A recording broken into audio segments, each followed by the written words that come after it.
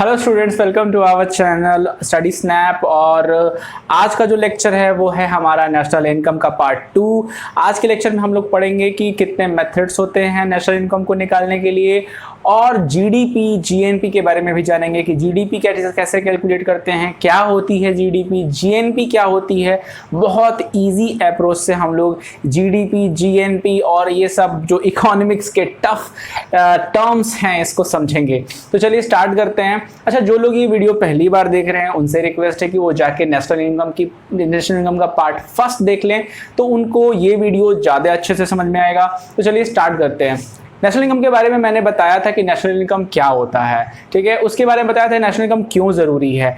इसलिए ज़रूरी है, किसी देश की आर्थिक गति को मापने का पैमाना भी क्या होता है, नेशनल इनकम का होता है। दो देशों के बीच में तुलना करें कि कौन सा देश अच्छी प्रोग्रेस या अच्छी उसकी इकोनॉमी बहुत अच्छी है, या वो कितना दूसरे देश से कितना डेवलप है, इसको जानने या इसको कंपेयर करने के लिए भी नेशनल इनकम यानी राष्ट्रीय आय एक महत्वपूर्ण मापदंड है। इसलिए हम लोग राष्ट्रीय आय को पढ़ते हैं, समझते हैं, और इससे हम अपने देश के आर्थिक विकास की गणना करते हैं। तो चलिए स्टार्ट करते हैं हम लोग नेशनल इनकम के बारे में। मेन तीन चीजें हैं कि there are 3 methods of calculating national income. 3 main तरीके होते हैं नेशनल इनकम को निकालने के लिए। पूरी दुनिया में 3 ही तरीका है जिससे हम किसी भी देश के नेशनल इनकम यानी राष्ट्रीय आय को निकाल सकते हैं। अच्छा, एक बात बताइए, इसी बात पे एक क्वेश्चन मैं पूछ सकता हूं आपसे कि बताइए, राष्ट्रीय आय माइक्रो इकोनॉमिक्स है कि मैक्रो इकोनॉमिक्स है? बताइए। राष्ट्रीय आय मैक्रो इकोनॉमिक्स है। मैक्रो इकोनॉमिक्स इसलिए क्योंकि जब हम पूरे देश व्यापी की बात करते हैं, पूरे एक होल लेवल पे बात करते हैं, कंट्री की बात करते हैं, कंट्री के लेवल की बात करते हैं, नेशन पे लेवल की बात करते हैं, तो वहां हम मैक्रो इकोनॉमिक्स की बात करते हैं, ठीक है। तो अब बात करते हैं इसमें कितने मेथड्स होते हैं। तो there are 3 methods of calculating national income, ठीक है। नेशनल इनकम को कैलकुलेट करने के लिए 3 मेथड है। राष्ट्रीय आय को निकालने के लिए 3 विधि होती है। यहाँ आप हिंदी वाले लोगों के लिए भी मैंने लिख दिया है, इंग्लिश वाले लोगों के लिए मैंने लिख दिया है। तो भाई, राष्ट्रीय आय निकालने की 3 विधि है, ठीक है। वो कौन कौन सी विधि है? तो पहला है वैल्यू एडिट मेथड, दूसरा है इनकम मेथड, और तीसरा है एक्सपेंडिचर मेथड, ठीक है। Value edit method, income method, expenditure method. क्या होता है तीनों मेथड? पूरी दुनिया में यही 3 तरीके हैं जिससे कि किसी भी देश की नेशनल इनकम को निकाला जा सकता है, ठीक है। आगे बढ़ा जाए। सबसे पहले देखते हैं वैल्यू एडिट मेथड क्या होता है। वैल्यू एडिट मेथड का हिंदी होता है उत्पादन विधि। उत्पादन विधि क्या है? तो देखते हैं, द वैल्यू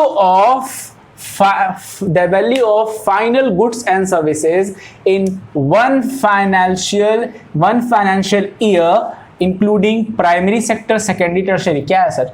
अच्छा देखिए, एक वर्ष में उत्पादित अंतिम वस्तु और सेवाओं का मूल्य ज्ञात किया जाता है किसमें? वैल्यू एडिट यानी उत्पादन विधि में। एक साल के अंदर जितनी भी चीजें आपके देश में बनी, जितनी भी सर्विसेज किसी ने किसी को दी या बेची, उसकी वैल्यू को कैलकुलेट किया जाता है तीनों सेक्टर से। कल मैंने बताया था प्राइमरी, सेकेंडरी और टर्शियरी सेक्टर क्या होता है। तीनों सेक्टर से फाइनल गुड्स और वैल्यू कैलकुलेट किया जाता है, और इस मेथड को बोलते हैं हम लोग वैल्यू एडिट मेथड। यानी एक वर्ष में उत्पादित वस्तुओं और सेवाओं के मूल्य को क्या किया जाता है? ज्ञात किया जाता है। ये प्रथम प्राथमिक क्षेत्र, द्वितीय क्षेत्र, ठीक है, और तृतीय क्षेत्र। इन तीनों क्षेत्रों तीनों सेक्टरों से जो भी हमें क्या प्राप्त होते हैं, जो भी हमें फाइनल गुड्स और सर्विसेज की वैल्यू प्राप्त होती है, वस्तुओं और सेवाओं की जो मूल्य होता है, उसको हम लोग इसमें वैल्यू एडिट मेथड में रखते हैं। बहुत आसान है, ठीक है। तो अब ये तो नेशनल इनकम बात करते हैं, उस सेम डेफिनेशन जैसा ही है। तो अब बात करते हैं, समझ में आएगा। फिर ये नेशनल इनकम जैसा सेम, इसीलिए हम ये मेथड ज्यादा यूज करते हैं। अब बात करते हैं सेकंड मेथड का, इनकम मेथड। इनकम मेथड क्या होता है? इनकम मेथड को बोलते हैं आय विधि। तो income from the side of payment made to the primary factor of production in the form of expenditure या in the form of income. देखते हैं अब इसका मतलब क्या होता है। देखो इसका मतलब थोड़ा सा, इसका डेफिनेशन थोड़ा टफ है, समझ में थोड़ा आने वाला है नहीं, लेकिन मैं आपको बताता हूँ। गुड्स और सर्विसेज को छोड़ के, गुड्स और सर्विसेज को छोड़ के जो अदर आय होते हैं, जो अदर इनकम होते हैं, उसको हम लोग इनकम मेथड में रखते हैं। सर अदर इनकम क्या होता है? तो अदर इनकम देखिए क्या होता है। इसके अंतर्गत अर्थव्यवस्था के विभिन्न क्षेत्रों से प्राप्त आय का योग किया जाता है। ठीक है, अर्थव्यवस्था के विभिन्न क्षेत्रों से प्राप्त आय का, कौन कौन से क्षेत्र से प्राप्त आय का?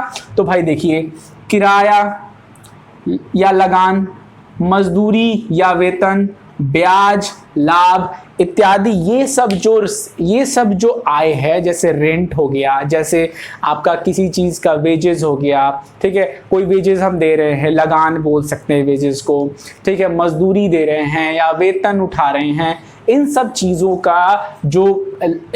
का जो आय होता है, उसी को हम लोग आय विधि या इनकम मेथड को क्या करते हैं? सम करते हैं। सबको क्या करते हैं? जोड़ते हैं। किसको किसको जोड़ते हैं भाई? तो भाई अर्थव्यवस्था के विभिन्न क्षेत्रों से प्राप्त आय को जोड़ते हैं। योग करना या जोड़ना। अब क्या क्या जोड़ते हैं? तो जोड़ते हैं किराया या लगान, मजदूरी या वेतन, ब्याज जोड़ते हैं, लाभ जोड़ते हैं। और इन सब, इससे हमें क्या प्राप्त होता है? तो हमें आय विधि मिलती है।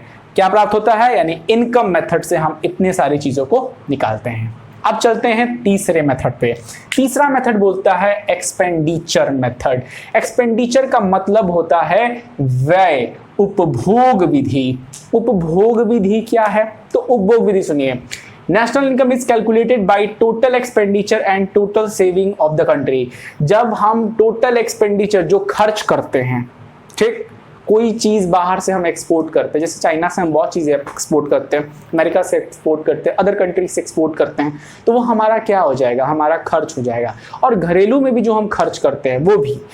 और सेविंग जो हम बचाते हैं, या तो हम बचाएंगे घर में रखेंगे, या तो हम उसको क्या करेंगे, या तो हम उसको बैंक में डिपॉजिट कर देंगे सेविंग अकाउंट में, तो वो भी डिपॉजिट यानी सेविंग, उसको सेविंग बोलते हैं। यानी एक्सपेंडिचर और सेविंग यानी आपका कुल खर्च और कुल बचत का अनुमान लगा के एक्सपेंडिचर मेथड से हम लोग क्या करते हैं? किसी भी देश की राष्ट्रीय आय निकालते हैं। तो ये तीन मेथड्स हैं जिससे हम किसी भी देश के राष्ट्रीय आय को क्या करते हैं? कैलकुलेट करते हैं। पहला कौन? पहला है वैल्यू एडिड मेथड, जिसमें हम एक साल में हमारे देश में बने हुए सारे गुड्स और सर्विसेज को क्या करते हैं? कैलकुलेट करते हैं, उनका सम करते हैं, उनको जोड़ते हैं एक साल में। ठीक है, उस यानी, और जो प्राइमरी, सेकेंडरी, टर्शियरी, उसमें तीनों इंक्लूडेड है। तीनों में से जो गुड्स और सर्विसेज हमें मिल रहा है, उसको हम क्या करते हैं? उसको हम सम करते हैं, उसको बोलते हैं वैल्यू यानी उत्पादन विधि। ठीक है, उत्पादन लागत विधि भी बोलते हैं इसको, बहुत बुक में या फिर नोट्स में आपको मिल जाएगा। इनकम मेथड यानी आय, इसमें क्या करते हैं? तो भाई ये जो वैल्यू और सर्विसेज और गुड्स के वैल्यू को छोड़ के जो अदर इनकम होता है, उसको हम लोग इनकम बोलते हैं। अदर इनकम में क्या सर? तो अदर इनकम में होता है किराया, लगान, मजदूरी, वेतन, ब्याज, लाभ। यानी देखिए मैंने यहाँ लिखा भी हुआ है, रेंट, वेजेस, इंटरेस्ट, प्रॉफिट, यही सब मिला के इनकम मेथड हमारा क्या होता है? बनता है। ओके, उसके बाद मैंने पढ़ाया एक्सपेंडिचर यानी व्यय। व्यय मतलब क्या होता है? खर्च। खर्च मतलब उपभोग विधि। NI यानी national income is calculated by, जितना हमने खर्च किया, हमारे देश के लोगों ने खर्च किया या हमने उसको बचाया, उस कुल चीजों को इंडिविजुअली नहीं, आप पूरे होल कंट्री ने क्या बचाया, क्या खर्च किया, उस मेथड से हम लोग क्या निकालते हैं? एक्सपेंडिचर मेथड से हम लोग नेशनल इनकम निकालते हैं। ठीक है, तो ये तीन मेथड्स है जिससे हम लोग क्या करते हैं? अब नेशनल GDP बताने से पहले मैं बता दूं कि जो तीनों मेथड्स मैंने पढ़ाए हैं, एक्सपेंडिचर मेथड, इनकम मेथड और वैल्यू एडिड मेथड, इनमें से सिर्फ दो ही मापदंडों का प्रयोग हमारा हिंदुस्तान या भारत करता है नेशनल राष्ट्रीय आय को निकालने के लिए। कौन कौन से? तो पहला जो मेथड है value added method. Value added method याद रख लीजिएगा, नोट में लिख लीजिएगा इसको, नोट में, प्लस इनकम मेथड। यानी इन दोनों का ही प्रयोग भारत यानी इंडिया में नेशनल इनकम को निकालने के लिए किया जाता है। वैल्यू एडिट मेथड और इनकम मेथड। वैल्यू एडिट यानी उत्पादन विधि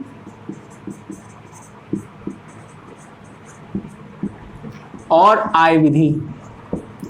एक बात और, अलग अलग देशों में अलग अलग मापदंड है, यानी वो तीनों में से कोई एक यूज करते हैं या कोई दो यूज करते हैं, लेकिन हमारे देश में यही दो मेथड, एक उत्पादन विधि और एक आय विधि से हम लोग राष्ट्रीय आय क्या करते हैं, नेशनल इनकम, राष्ट्रीय आय निकालते हैं। तो आप इसको नोट कर लें, ठीक है। अब हम लोग चलते हैं जीडीपी के तरफ कि जीडीपी क्या होता है। तो सबसे पहले जीडीपी आपने वर्ड बहुत बार सुना होगा इकोनॉमिक्स में कि जीडीपी क्या है, हमारे जीडीपी की रेट दर कम है, ज़्यादा है या अच्छी है।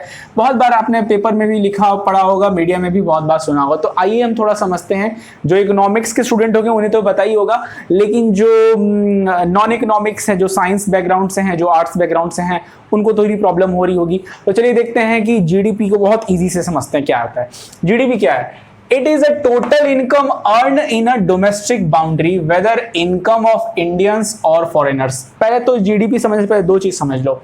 दो तरह के लोग होते हैं, ठीक है, इकोनॉमिक्स के हिसाब से। एक जो भारतीय हैं और विदेश में काम कर रहे हैं, इंडियंस हैं जो कि हमारे इंडियंस हैं बट अमेरिका में, चाइना में, अदर कंट्री में काम कर रहे हैं, ठीक है।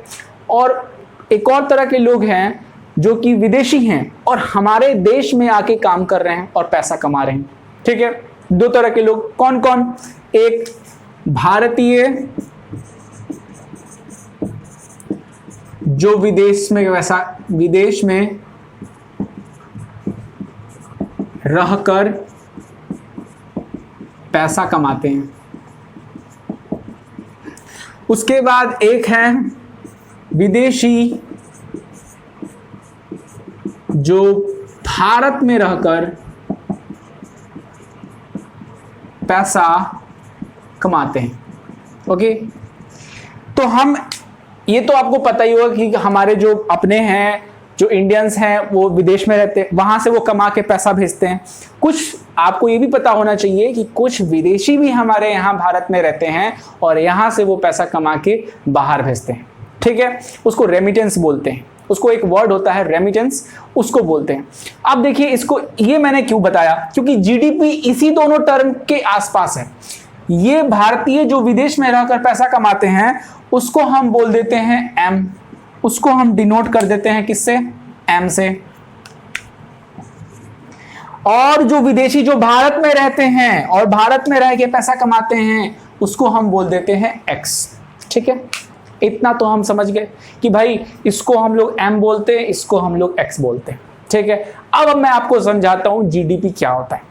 जीडीपी देखिए, एक राष्ट्र की सीमा के अंदर कमाई गई सारी आय, चाहे वो भारतीयों के द्वारा हो या विदेशियों के द्वारा हो, को हम सकल घरेलू उत्पाद कहते हैं। सकल घरेलू उत्पाद यानी हमारे देश की जो बाउंड्री है ना, उस बाउंड्री के अंदर विदेश से कोई मतलब नहीं है। विदेश में कौन मेरा भाई है या इंडियन से, उससे कोई मतलब नहीं है, वो कितना कमा रहे, कितना भेज रहे हैं। हमारे बाउंड्री के अंदर एक एक आदमी जो कमा रहा है, चाहे वो इंडियन हो चाहे वो विदेशी हो, उसके द्वारा कमाया हुआ धन ही हमारा राष्ट्रीय क्या है? आय है। समझ में आया? हमारे भौगोलिक बाउंड्रीज, हमारा जो फिजिकल बाउंड्रीज है हमारे देश का, उसमें जितने भी वर्कर हैं, जितने भी लोग हैं, एक दूसरे में काम कर रहे हैं, ठीक है। एक दूसरे से उनका धन ही क्या कहता है? जीडीपी कहा जाता है। हमारे देश के अंदर काम कर रहे सारे लोग सिर्फ हमारे देश का। अब हमारे देश में जो मेरे भाई, सपोज मेरा भाई अमेरिका में है, तो अमेरिका में वो पैसा, वो अमेरिका से कमाता है पैसा, वो पैसा इंक्लूड जीडीपी में नहीं होता है। लेकिन अगर कोई विदेशी है, विदेशी इंडिया में कमा रहा है, तो उसने जो उत्पादन किया, जो सर्विसेज दी, वो भी जीडीपी में काउंट होगा। लेकिन बाहर जो हमारे देश के बाउंड्री के बाहर है, वो जीडीपी में काउंट नहीं होगा, ठीक है। हमारे भौगोलिक जो बाउंड्रीज हैं उसके अंदर कमाया हुआ प्रत्येक व्यक्ति द्वारा धन ही हमारा क्या है? जीडीपी है, यानी सकल घरेलू उत्पाद। उत्पाद है। ठीक है, समझ में आ गया आपको? कोई प्रॉब्लम? तो बस यही छोटा सा डेफिनेशन है, इसको आप नोट कर सकते हैं कि भाई जीडीपी क्या है। अब ध्यान रखिएगा, जो विदेश में रहकर पैसा कमाते हैं, भारतीय जो एक्चुअल में सिटीजन है ऑफ इंडिया हैं, जो भारतीय हैं लेकिन विदेश में रह के पैसा कमा रहे हैं, तो उनको एम बोलेंगे। और विदेश में जो हम सिर्फ नाम दे रहे हैं, क्योंकि आगे जो फॉर्मूला लिखवाएंगे उसमें इन लोगों का यूज, इन चीजों का यूज है, इस टर्म का, तो उस समय आप कंफ्यूज ना हो, इसलिए मैंने अभी लिखवा दिया। आप इसको एक काम करो, नोट कर लो। ठीक है, कोई प्रॉपर फॉर्मूला नहीं होता है, बट मैं आपको समझाने के लिए एक फॉर्मूला बना रहा हूं जिससे आप इसको समझ सकते हो। GDP is equal to C plus I plus G plus F. इतना तो पता है भाई, C plus I plus G plus F, ये तो अल्फाबेटिकल है। अब इससे मैं क्या डिनोट कर रहा हूं, हमारे जीडीपी यानी हमारे बाउंड्रीज के अंदर क्या क्या चीजें बनती हैं उसके बारे में बता रहा हूं।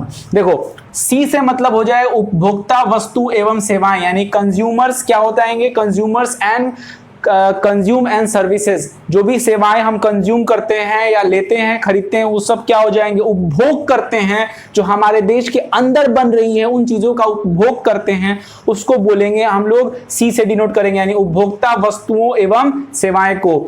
उसके बाद बोलेंगे ये है हमारा घरेलू निवेश। बहुत निवेश दो प्रकार के, निवेश मतलब बाहर की कोई कंपनी आई या हमारे देश की कोई, जैसे टाटा बिरला अंबानी हो गए। जियो को क्या किया, उन्होंने भारत में जियो को इन्वेस्ट किया, जियो में इन्वेस्ट किया, एक कंपनी खोली, बहुत सारा पैसा लगाया, बहुत लोगों को रोजगार दिया। तो उन्होंने क्या किया, उन्होंने इन्वेस्टमेंट किया, लेकिन उनमें और बाकी माइक्रोसॉफ्ट में अंतर है, जियो और माइक्रोसॉफ्ट में अंतर है। जियो हमारी भारत की कंपनी हो गई और माइक्रोसॉफ्ट हो जाएगी अमेरिका की कंपनी। तो जियो अमेरिका, अब अमेरिका जो फॉरेन इन्वेस्टमेंट है उसको हम यहाँ काउंट नहीं करेंगे जीडीपी में। जो इंडियन इन्वेस्टर्स हैं, जैसे हमारे अनिल अंबानी, जैसे हमारे टाटा, जैसे हमारे अदर बिरला, जितने भी हो गए, ये जो इन्वेस्टमेंट कर रहे हैं उसको बोलेंगे घरेलू निवेश, जिससे हम आई से डिनोट कर रहे हैं। ठीक है, अब जो सरकारी व्यय, जो हमारा सरकार को टैक्सेस मिलता है, उससे जो हमारा जो योजनाएं बनाती है सरकार, जनता के लिए काम करती है, उसको बोलते हैं सरकारी व्यय। और एफ बोलते हैं विदेशियों द्वारा हमारे देश के अंदर रहकर कमाया हुआ धन को बोलते हैं फॉरेन। एफ यानी विदेशियों द्वारा हमारे देश के अंदर रह के कमाए हुए धन को बोलते हैं हम लोग एफ बोलते हैं। इन सब को हम क्या कर दिए, इन सब को मैंने जोड़ दिया भाई, हमें क्या निकल गया, हमारा जीडीपी यानी सकल घरेलू उत्पाद। ठीक है, जीडीपी सकल घरेलू उत्पाद हमारा बन गया। हमारा घरेलू वस्तुओं और सेवाओं, जो हम लोग घरेलू निवेश यानी जो भारतीय हैं उन्होंने भारत में ही इन्वेस्ट किया, उसको बोलेंगे घरेलू निवेश यानी आई। जी यानी सरकारी व्यय, और विदेशियों द्वारा कमाया हुआ धन जो हमारे भारत में रह के कमाया हुआ है उसको बोलेंगे, यानी हमारे भारत के बाउंड्री के अंदर। तो भाई बड़ा मैं बार बार रिपीट कर रहा हूं इसी चीज को। तो आप लोग समझ गए होंगे कि जीडीपी किसको कहते हैं, आप लोग अच्छे से समझ गए होंगे जीडीपी क्या होता है। अब हम लोग जीएनपी की तरफ बढ़ेंगे कि जीएनपी, इसको आप जीएनपी क्या होता है। जीएनपी बहुत आसानी से समझेंगे, बिल्कुल समझ में आएगा। देखो, when we exclude income of foreigners from GDP and include income of Indians in GDP, we get GNP। नहीं समझ में आया होगा, बताते हैं। जब हम विदेश के लोगों की आय, देखो जीडीपी हमें पता है क्या है, वो हमें पता हो गया कि भाई एक घरेलू बाउंड्री के अंदर जितने भी लोगों द्वारा घरेलू बाउंड्री के अंदर, जो हमारे देश का जो घरेलू बाउंड्री उसमें जितने भी लोग हैं उनके द्वारा अर्जित धन जीडीपी है। ठीक, अगर हम दो तरह के लोगों की बात की थी मैंने, एक एक्स बात की थी, जो एक्स लोग कौन थे, एक्स लोग वो थे जो विदेशी थे, जो हमारे देश में थे और काम कर रहे थे और पैसा कमा रहे थे। और एम लोग कौन थे, जो भारतीय थे, कहाँ थे, विदेश में थे। तो यही इसी का खेल है, जब हम जीडीपी में से हमारे जो फॉरेनर्स हैं जो यहाँ कमा रहे हैं उनके पैसे को हटा दें, और जो बाहर विदेशी हैं जो हमारे देश के हैं उनके पैसों को, जो वो पैसा भेजते हैं उसके पैसे को हम जीडीपी में ऐड कर दें। ध्यान से सुनिएगा सॉरी, ध्यान से सुनिएगा। जीडीपी में से माइनस कर दें क्या, तो जो फॉरेनर्स यहाँ रह के पैसा कमा रहे हैं उसको हम माइनस कर देते हैं। ठीक, और उसमें हम वो पैसा जोड़ दें जो बाहर हमारे देश के नागरिक बाहर यानी फॉरेनर्स में रह के, अमेरिका, चाइना, अदर कंट्रीज में रह के जो पैसा भेज रहे हैं उसको जीडीपी में ऐड कर दें, तो हमें सकल राष्ट्रीय उत्पाद प्राप्त होता है। ठीक है, यानी जीएनपी क्रॉस नेशनल प्रोडक्ट प्राप्त होता है। ठीक है। अब जीएनपी का मतलब क्या हो जाता है? Gross national product, gross national product. GDP का मतलब क्या होता है? ग्रॉस डोमेस्टिक प्रोडक्ट, ठीक है। जीडीपी का मतलब क्या होता है? ग्रॉस डोमेस्टिक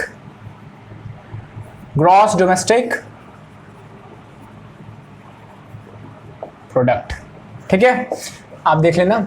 तो भाई अभी हम बात कर रहे थे जीएनपी के बारे में, अब इसको हिंदी में समझ लो। जब हम विदेश के लोगों की आय जो भारत में रह रहे हैं को जीडीपी में से हटा दें, तब भारतीय और भारतीय लोग जो विदेश में रह रहे हैं उनकी आय को हम क्या करें? जीडीपी में जोड़ दें। क्या लिख देते हैं? जीडीपी में जोड़ दें, तब हमें सकल घरेलू राष्ट्रीय उत्पाद यानी जीएनपी प्राप्त हो जाएगा। इसका फॉर्मूला सिंपल सा है, GNP is equal to GDP minus X. X कौन थे? एक्स फॉरेनर्स थे जो यहां रह रहे थे, इंडियंस नहीं थे, फॉरेनर्स थे। और एम कौन है? एम इंडियंस थे जो विदेश में रह रहे थे और क्या, और वो भारत पैसा भेज रहे थे। यहां एम वो डिनोट करता है। तो मैंने क्या किया? हमारे जीडीपी में से क्या किया? उन फॉरेनर्स के पैसे को निकाल दिया जो यहां कमा रहे थे, और हमारे जो भारतीय हैं जो विदेश में रहे हैं उनके पैसे को हमने जोड़ दिया। तो हमारा क्या निकल गया? जीएनपी। इसको सिंपल वर्ड में समझ लो, सकल राष्ट्रीय उत्पाद क्या है? यानी सकल घरेलू उत्पाद में से विदेशी द्वारा अर्जित धन, जो देश में रहकर धन अर्जित कर रहे हैं, उसको हम क्या कर रहे हैं? सकल घरेलू उत्पाद में से हम क्या कर रहे हैं? माइनस कर दिए। उसके बाद जोड़ क्या रहे हैं? भारतीय द्वारा अर्जित धन विदेश में रहकर, उसको हमने क्या किया? जोड़ दिया। ये हमारा बन गया सकल राष्ट्रीय उत्पाद यानी जीएनपी। तो आई होप आपको जीडीपी और जीएनपी समझ में आया होगा, और अगर वीडियो पसंद आ जाए तो आप इसको लाइक और शेयर सब्सक्राइब कर देना।